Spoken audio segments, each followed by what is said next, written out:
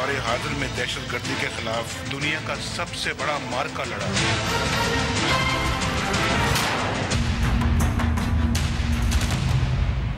अस्सलाम वालेकुम। दूसरा रुख के साथ मैं हूं सैयद समर अब्बास। नाज़रीन, आज वज़ीर-ए-आज़म मियां मोहम्मद नवाज शरीफ ने लाहौर में एक तकरीब से खिताब के दौरान कहा कि दहशत गर्दों का कोई मजहब नहीं होता। दहशत गर्दी की जड़ इंतहा पसंदी के खात्मे के लिए उलमाए कराम को आगे आना होगा और मुतबादल बयानियां तरतीब देना होगा। दहशत गर्दी के खिलाफ अस्करी जंग फौज लड़ रही है और अब मुतबादल बयानियां जो है इंतहा पसंदी के खात्मे के लिए उलमाए कराम देंगे। तो सवाल ये पैदा होता है कि सिविलियन हुकूमत इस जंग में कहाँ खड़ी है और पार्लियामेंट जिसका सबसे अहम किरदार बनता है, क्या पार्लियामेंट सिर्फ फौजी अदालतों की तोसी के लिए कानून साजी करती रहेगी या फिर पार्लियामेंट का किरदार इससे काफ़ी ज़्यादा बनता है? इसी पर बात करेंगे आज के शो में। हमारे साथ मौजूद सलमान मुजाहिद बलोच साहब, रुकन कौमी असम्बली है मुत्तहिदा कौमी मूवमेंट के। डॉक्टर हुमा बकाई हमें ज्वाइन करिए कराची से, सीनियर तज्जियाकार हैं। जबकि आगे चल के हमें ज्वाइन करेंगे major general retired Ejaz Awan साहब, दिफाई तज्जियाकार हैं। और कमर जमान कारा साहब भी पीपल्स पार्टी के सीनियर रहनुमा हमारे साथ मौजूद होंगे। सबसे पहले बात करेंगे सलमान मुजाहिद बलोच साहब से। सलमान मुजाहिद बलोच साहब, अस्करी ऑपरेशन फौज कर रही है दहशतगर्दी के खात्मे के लिए और आज इस तरह वज़ीर-ए-आज़म ने कहा कि मुतबादिल बयानियां उलमाए कराम देंगे इंतहा पसंदी के खात्मे के लिए। तो यहाँ पे हुकूमत का और पार्लियामेंट का भी तो किरदार बनता है। क्या वो अपना किरदार सही निभा रहे हैं और पार्लियामेंट का किरदार क्या सिर्फ यही रह गया है कि फौजी अदालतों के क़याम के लिए पार्लियामेंट कानून साजी करती रहे और तरामीम करती रहे? आऊज़ु बिल्लाहि मिनश शैतानिर्रजीम बिस्मिल्लाहिर्रहमानिर्रहीम इय्याका नअबुदु व इय्याका नस्तईन व तुइज़्ज़ु मन तशाअ व तुज़िल्लु मन तशाअ बियदिकल खैर इन्नका अला कुल्लि शैइन क़दीर। बहुत शुक्रिया समर अब्बास साहब, मैडम डॉक्टर हुमा बकाई को और एजाज साहब को और व्यूवर्स को अस्सलाम वालेकुम। देखें, बिल्कुल पार्लियामेंट का किरदार हर हवाले से बनता है और पार्लियामेंट का जो बेसिक फंक्शन है वो लेजिस्लेशन है, यानी मुल्क में जो कानून बने और वो कानून भी आवाम के हक़ में बने, आवाम के लिए बने और smooth functioning of the government and it's departments बने। लेकिन जहाँ तक फ़ौजी अदालतों के बिल का मसला है या उनके क़याम का मसला है, हमने आपको 2 साल पहले भी आपने देखा था कि 21वीं तरमीम के ज़रिए और आर्मी एक्ट में तरमीम के ज़रिए हमने जो है वो फ़ौजी अदालतों का क़याम गो के नेशनल एक्शन प्लान के तहत अमल में लाया गया था, जिसके 20 नकात थे। उनमें से 19 नकात पे तो अमल नहीं हुआ, एक पे हुआ और फ़ौजी अदालतों का क़याम अमल में आया। आज फिर एक दफ़ा से तमाम पार्लिमानी जमातों के मुश्तरका इत्तफ़ाक़ के साथ मुत्तफ़िक़ा तौर पे ये परसों जो मीटिंग हुआ स्पीकर की सरबराही में, उसमें ये तय हो गया। लेकिन कल जब असम्बली में बिल आया तो उसमें हमने देखा कि पीपल्स पार्टी ने भी और मौलाना फजलुर रहमान साहब ने भी नो के, उनकी पार्टी ने, जमात ने भी नो के नारे लगाए। तो ये बात समझने से आपकी जमात से भी सलाउद्दीन साहब ने कुछ अपने एतराज़ात जो है वो उनका इजहार किया। जी बिल्कुल। देखें, हमने 3 चीज़ें इसमें कही थी। हमने कहा था कि जी इसकी मुद्दत आप 1.5 साल कीजिए, इसमें राइट ऑफ अपील जो है मुलजिम को होना चाहिए, जिसको फ़ौजी अदालत से फांसी की सज़ा हो या वॉट एवर द केस में भी, क्योंकि इसमें सुप्रीम कोर्ट को सिर्फ फ़ौजी अदालत के फ़ैसले पे रिव्यू का तो इख्तियार है, अपील सुनने का इख्तियार नहीं है। और अब उसकी मुद्दत 2 साल मुत्तफ़िक़ा तौर पे हो गई। तो हम ये समझते हैं कि आज जो नवाज़ शरीफ साहब का जो बयान है जिसमें उन्होंने उलमा से ये दरख्वास्त की है, तो कौन से उलमा की बात कर रहे हैं? वो उन उलमा की बात कर रहे हैं जिन्होंने बैड कॉप और गुड कॉप की इस्तिलाह इस माशरे में 2.5-3 साल पहले मुतारिफ़ कराई, या उन उलमा की बात कर रहे हैं जो तालिबान की फ़िलासफ़ी को मतलब सपोर्ट करते आ रहे हैं, या उन उलमा की बात कर रहे हैं जिन्होंने यहाँ पे ख़ुदकश धमाकों को गैर इस्लामी गैर शरई जो है वो करार दिया। तो इसमें भी हमें डिस्टिंक्शन करना होगा। मियाँ साहब का ये कहना था कि मज़हब का वो रंग जो असल उसकी रूह है कि जिसमें तशद्दुद की कोई गुंजाइश नहीं है, वो मज़हब का असल जो है वो रंग और उसका असल चेहरा आवाम के सामने दिखाया जाए। बेशक समर अब्बास साहब, ऐसा ही हमारा दीन जो है, दीन इस्लाम बड़ा पीसफुल रिलीजन है और हमेशा अमन का पैगाम देता रहा है और अमन का ही दीन है वो, और वो नेचुरल रिलीजन है। तो हम ये समझते हैं कि नवाज़ शरीफ साहब ने अगर इस तनाज़ुर में कहा तो बिल्कुल ठीक कहा है और अब इसमें देर नहीं होनी चाहिए, अब इसमें बारगेनिंग टूल के तौर पे इस्तेमाल नहीं होना चाहिए। और हम समझते हैं कि जो मस्बत तजावीज़ें दीगर सियासी और मजहबी जमातों की, उनको बिल्कुल माना जाए, लेकिन आवाम को बचाने के लिए, आवाम की जानों को बचाने के लिए अब इसमें स्ट्रेट फॉरवर्ड आपको जाना होगा और फैसला करना होगा। ठीक है डॉक्टर हुमा बकाई साहिबा, अस्करी जंग तो जिस तरह हमने पहले बात की कि फ़ौज लड़ रही है और साथ ही फ़ौज نیشنل ایکشن پلان پر عمل درآمد کا بھی بار بار کہتی رہی. پہلے راحیل شریف صاحب کے دور میں بھی کہا جاتا رہا اور اب بھی 2 روز پہلے جو کور کمانڈرز کانفرنس ہوئی اس میں جنرل باجوہ صاحب کی طرف سے پوری فوج کی طرف سے یہ آیا کہ نیشنل ایکشن پلان پر عمل درآمد تیز کیا جائے. اور اب جبکہ دوسری جانب جو سویلین حکومت ہے وہ بار بار سیاسی مجبوری کا بہانہ کرتے ہوئے فوجی عدالتوں کی توسیع کی بات کرتی ہے, تو 2 سال گزرنے کے باوجود دہشت گردی کے خلاف سول ملٹری ایکشن میں عدم توازن کیوں نظر آ رہا ہے؟ آپ جسے سیاسی مجبوری کہہ رہے ہیں, میں تو اسے سیاسی مصلحت کہوں گی, کیونکہ آج بھی جو ہماری سیاست ہے اور جو اس سیاست کے تانے بانے ہیں وہ گروی ہے اس مائنڈ سیٹ کی. تو جو ہماری سینٹر کی جماعتیں ہیں بالخصوص وہ آج بھی ایسا کوئی بھی اسٹیٹمنٹ دینے سے گریز کرتی ہیں جس سے وہ ایک خاص الیکٹوریٹ کو متنفر کر دیں یا اس الیکٹوریٹ کی میں وہ بات پسند نہ کی جائے. اور اس سے بھی زیادہ اہم بات یہ ہے کہ تانے بانے ہیں, ساز باز ہے سیاسی گینز کے لیے. تو جس پارلیمنٹ پہ آپ کہہ رہے ہیں کہ کیا صرف ملٹری کورٹس کی اجازت دے گی, پہلے تو یہ دیکھیے نا کہ اس پارلیمنٹ میں جو لوگ پہنچتے ہیں, جو لوگ بیٹھے ہوئے ہیں, ان کے تانے بانے جا کے کس سے جڑتے ہیں, وہ کن کے سہولت کار ہیں اور کن کی سہولت کاری سے وہ پارلیمنٹ تک پہنچتے ہیں. اور اس سہولت کاری کے حوالے, اس سیاسی سہولت کاری کے حوالے سے کوئی بات نہیں کرتا. جو ہم نے ضمنی الیکشنز دیکھے اور کسی حد تک 2013 میں بھی, تو جو ہماری سو کالڈ لبرل جماعتیں تھیں انہوں نے بھی الحاق کیا ایسی جماعتوں کے ساتھ جو آپ کو پتہ ہے کہ وہ کس کا فیس ہیں یا وہ کس سوچ کی مالک ہیں یا وہ کس مائنڈ سیٹ کو سپورٹ کرتی ہیں. اور دیکھیے اس وقت Pakistan second phase of operation میں ہے, ہم نے ضرب حذف کیا, ہم دوسرا آپریشن کر رہے ہیں, اس سے بھی زیادہ مشکل نام ہے.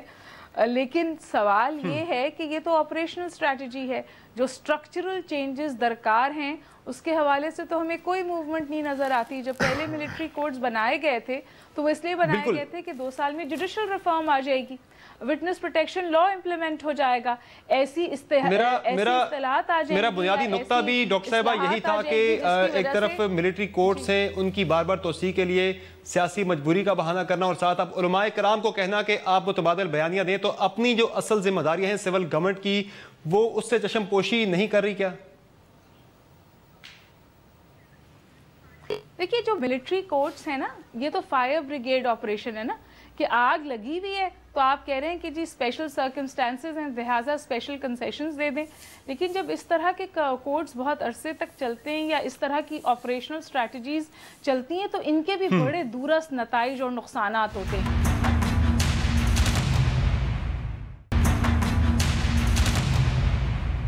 میجر جنرل اعجاز امان صاحب, جنرل راحیل شریف صاحب میچنگ گورننس ان کی بات کرتے رہے, جبکہ جنرل باجوہ صاحب نے بھی نیشنل ایکشن پلان پر عمل درآمد تیز کرنے کی بات کی ہے. کیا واقعی فوج سویلین ایکشن کے حوالے سے امبیلنس نظر آ رہا ہے کیا؟ دیکھیے تھینک یو ویری مچ سمر عباس. بات یہ ہے, پہلے میں آپ کے اس پہلے ایشو پہ اپنا ایک کامنٹ دے لوں جو ابھی سے پہلے آپ ڈسکس کر رہے تھے. جو کاؤنٹر نیریٹو ہے یہ ہمارے لیڈرشپ نے دینا ہے. وہ لوگ جو عوام کا اعتماد کا ووٹ لے کر اسمبلیوں میں پہنچے ہوئے ہیں, انہوں نے اپنی ذمہ داری کو قبول کرنا ہے, ایکسیپٹ کرنا ہے, اور کاؤنٹر نیریٹو انہوں نے دینا ہے. آپ کاؤنٹر نیریٹو کو آؤٹ سورس نہیں کر سکتے, ایک خاص طبقے کے پاس یا علماء کے پاس آؤٹ سورسنگ نہیں ہوگی, یہ لیڈرشپ نے دینا ہے. ہاں اس کا پرچار جب یہ کاؤنٹر نیریٹو بن جائے گا تو اس کا پرچار ممبر اور مسجد سے بھی ہونا چاہیے, اور اس کا جو لا انفورسمنٹ کا ایلیمنٹ ہوگا اس کو عملی جامہ پہنانا ہے لا انفورسمنٹ ایجنسیز نے, جس میں پولیس بھی آئے گی, آرمی بھی آئے گی, اور جوڈیشری نے اپنا کردار ادا کرنا ہوگا اس میں انصاف دینے کا.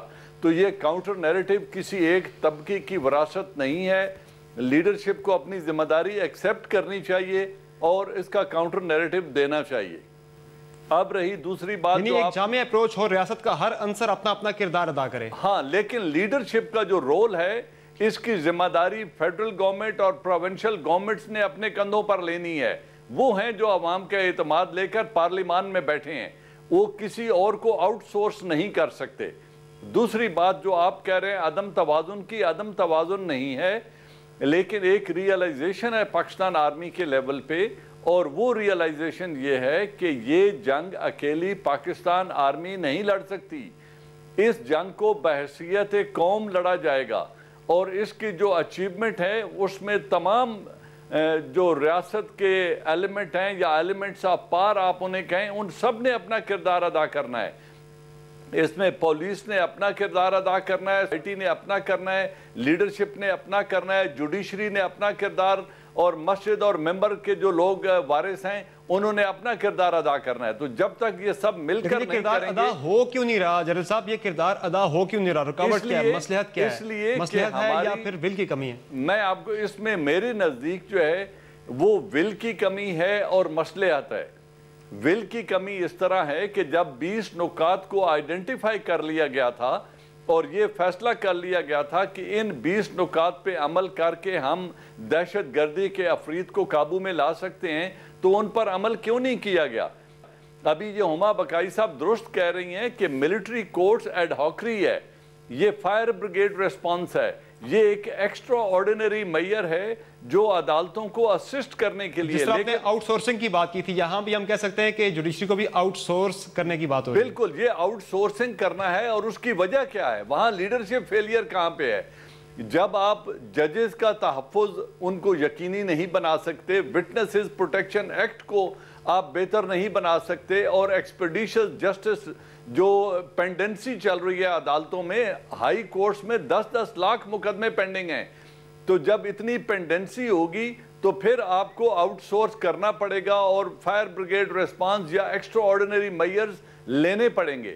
اب بھی جو ملٹری کورٹس کا مطالبہ ہے، یہ پاکستان آرمی ڈیمانڈ نہیں کر رہی، پاکستان آرمی ہرگز نہیں کہتی کہ یہ ذمہ داری ہمیں دے دیں، لیکن وہ کہتے ہیں کہ اگر یہ ذمہ داری دینی ہے تو پھر کیے گئے فیصلوں پر عمل درآمد کرائیں، اور ان کو جو ذمہ داری دینی ہے ایک محدود وقت کے لیے دیں اور اس کو ایکسپیڈائٹ کریں، کیونکہ اس جنگ میں اب مزید وقت ضائع نہیں کیا جا سکتا۔ صحیح، یعنی کہ پیرلل ایکشنز بھی فوج ڈیمانڈ کر رہی ہے، جس طرح وہ عسکری آپریشنز کر رہے ہیں، ساتھ پیرلل ایکشن ہونا چاہیے انتہا پسندی کے خاتمے کے لیے۔ ایک بریک لینی ہمیں جنرل صاحب۔ ناظرین، جہاں ایک بریک لیتے ہیں، بریک کے بعد گفتگو سلسلہ جاری رہے گا، اسٹے ود اس۔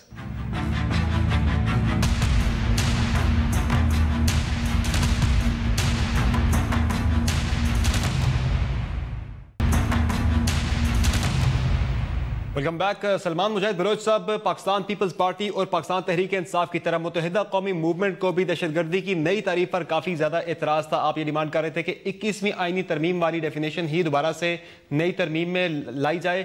گو کہ حکومت نے تعریف چینج تو کی ہے، لیکن آپ کی جو ڈیمانڈڈ آپ کی تعریف ہے وہ نہیں ہوتی، اور اس کے ساتھ ساتھ جو اب وزیراعظم صاحب سے آپ شخصی ضمانت مانگ رہے ہیں کہ وہ خود اے پی سی کنوین کریں اور وہ ضمانتیں دیں، آپ کے تحفظات ہیں وہ دور کریں۔ اگر وزیراعظم نہیں دور کرتے تو پھر متحدہ قومی موومنٹ کیا سخت موقف اختیار کرے گی پارلیمنٹ کے اندر، یا پھر ہوا کا رخ دیکھتے ہوئے آپ اپنا موقف نرم کر لیں گے؟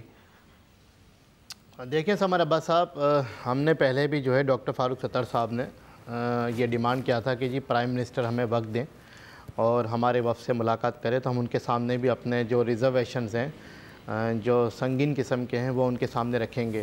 بہرحال اب تک پرائم منسٹر کی طرف سے ہمیں جو ہے وہ وقت نہیں ملا، چونکہ ہمیں یقین دہانی کرائی گئی تھی اسحاق ڈار صاحب کی طرف سے۔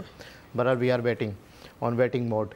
ادروائز ایک 21ویں آئینی ترمیم میں ایک جیٹ مجھے درست صاحب، ہمیں خواجہ آصف صاحب نے جوائن کیا ہے، وفاقی وزیر برائے دفاع نے۔ بہت شکریہ خواجہ آصف صاحب ہمیں شو میں جوائن کرنے کے لیے۔ آج آپ نے خواجہ صاحب دن میں ایک تقریب میں کہا کہ جن لوگوں کو بندوقیں تھمائی تھی ریاست نے، آج انہی کو سزائیں دینے کے لیے ہمیں فوجی عدالتیں بنانی پڑ رہی ہیں، تو کیا یہی جواز ہے حکومت کے پاس فوجی عدالتوں کی دوبارہ توسیع کے لیے؟ نہیں، آپ نے میرا خیال ہے میری تقریر سنی نہیں ہے۔ میں نے یہ کہا ہے کہ جن لوگوں کو ریاست میں آج سے 10, 15, 20 سال پہلے بندوقیں تھمائی تھیں، ان بندوقوں کا رخ ہماری طرف ہو گیا، میں نے یہ بات کی۔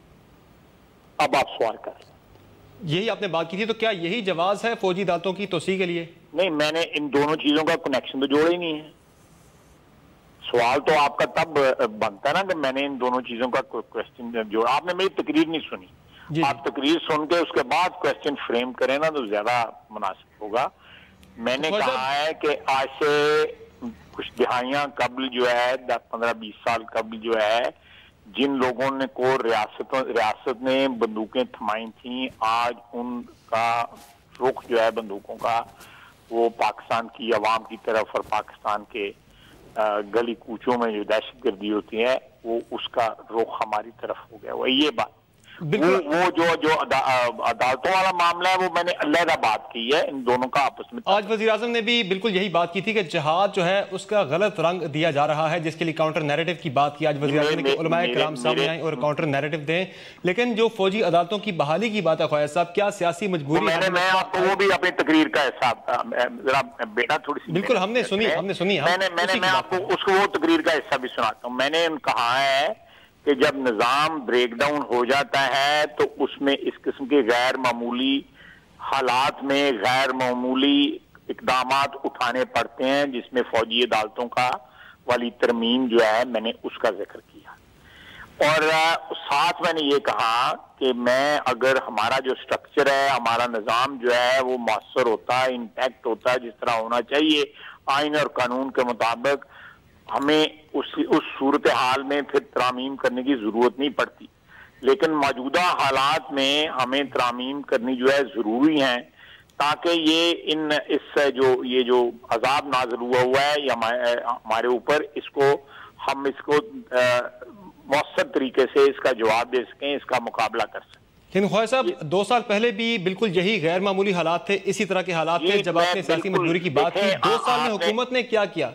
देखें आप समर साहब, आपने 2 दहाइयां 80 की दहाई 90 की दहाई का कुछ हिस्सा और जो 2000 की सेंचुरी जो नई सेंचुरी उसकी पूरी 1 दहाई जो है आपने इसमें इन्वेस्टमेंट की हुई है। इन लोगों में रियासत ने इन्वेस्टमेंट की हुई है। आप चाहते हैं कि वो इन्वेस्टमेंट जो है लपेटी जाए 2 साल के अंदर। आपने पूरी 80 की दहाई जो है जहाद इन्वेंट किया लोगों के कहने के ऊपर। उसके बाद 9/11 के ऊपर आप फिर प्रॉक्सी बन गए। जो जंग अफगानिस्तान में लड़ी जा रही थी अपनी दहलीज के अंदर लेके आ गए। और आप चाहते हैं कि पलक झपकते जो है ये अजाब जो है आपसे दूर आप ये तो जब देखें जब इमाम जो होता है जो इक्तदा कर रहा होता है जमात की, उससे गलती होती है तो पूरी जमात को सजदा साहब करना पड़ता है। बिल्कुल। जब मुल्क में हुक्मरानों से गलतियां होती हैं तो पूरी कौम को जो है सजदा साहब करना पड़ता है। ये हम सजदा साहब कर रहे हैं। जो माजी के अंदर हुक्मरानों से मुशर्रफ साहब से उससे पहले 80 की दहाई में हम लोगों ने जो गलतियां की थी हम उनको ओन करना चाहिए उन गलतियों को। अल्लाह ताला हमें माफ करे। हमारे बच्चों पे, हमारे गली कूचों में, हमारी इबादत गाहों पे जो इस वक्त खून रेजी की जा रही है, ये हमारी माजी की गलतियां जो हमारे सामने आ रही हैं। हम इन लोगों की सरपरस्ती ना करते। हमें नैरेटिव जो है नया इसलिए देने की जरूरत पड़ रही है कि आज से 10 साल या 20 साल कबल जो है हमने नैरेटिव गलत दिया था। लोगों के कहने पे हमने नैरेटिव बिल्टअप किया था, जिससे हमारे मजहब का चेहरा जो है मस्क हो गया हुआ है। यानी ख्वाजा साहब जो तस्वीराती गहराई का कॉन्सेप्ट था वो अब हमने तर्क कर दिया क्या? मैं देखें मैं जो बात कह रहा हूं आप वो समझ नहीं रहे। आप अपने मतलब का सवाल करना चाहते हैं ताकि मैं आपके मतलब का जवाब दूं। इस तरह नहीं होगा।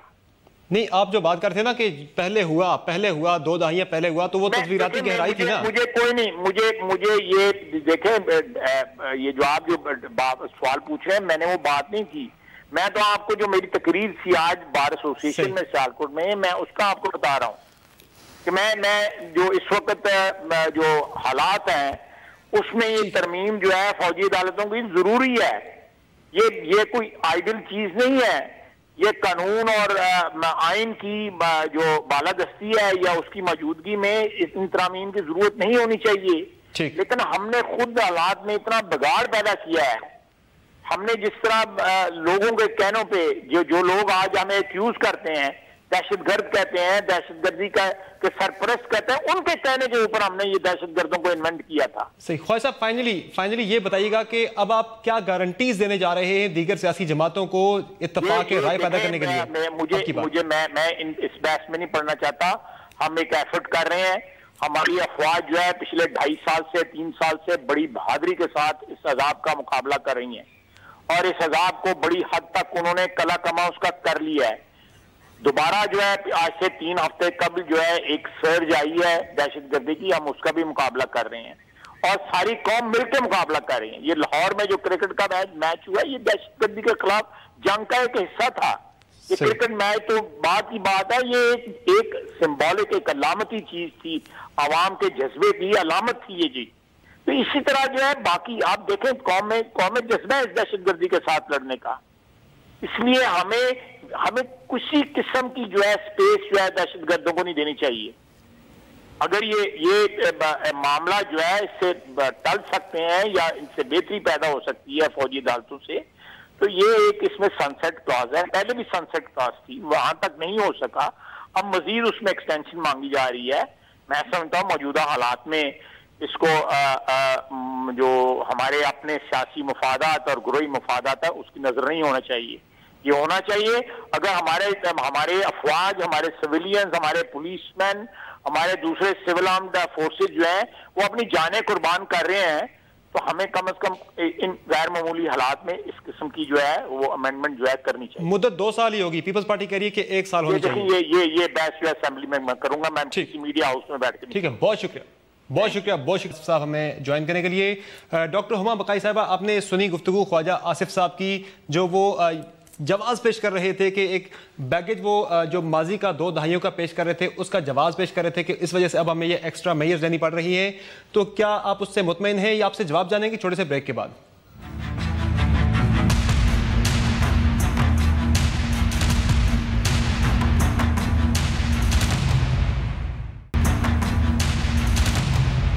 ویلکم بیک ناظرین. جس طرح بریک سے پہلے ہم نے بات کی وفاقی وزیر دفاع خواجہ آصف سے, جنہوں نے کہا کہ 20 سال کی جو پالیسیز تھیں اس کا خمیازہ آج بھگت رہے ہیں, جس کے خاتمے کے لیے ایکسٹرا اور اسپیشل میئرز لینا پڑ رہی ہیں فوجی عدالتوں جیسی.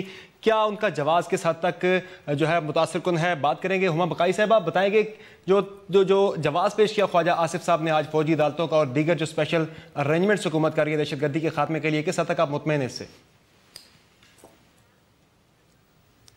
دیکھیے, جواز میں بھی الزام پنہا تھا. انہوں نے ڈائریکٹلی بات کرنے سے تو گریز کیا, لیکن ہم کاؤنٹر نیریٹو اس وقت تک نہیں لا سکتے جب تک ہم اس بلیم گیم سے باہر نہیں نکلیں گے کہ جو کچھ اس وقت ہو رہا ہے ملک میں وہ فوج کا کیا دھرا تھا, فوج کی ڈیسیشن میکنگ تھی, ان کی اسٹریٹجک ڈیپتھ, ان کا جہاد میں بننے کا حصہ, ان کا امریکہ کا سے ڈکٹیشن لینا, کس کی وجہ سے یہ سب کچھ ہوا. ضرورت اس بات کی ہے کہ ہم یہ فیصلہ کریں کہ ہم اس وقت بھی we were in this together اور آج بھی ہم اس میں ساتھ ہیں.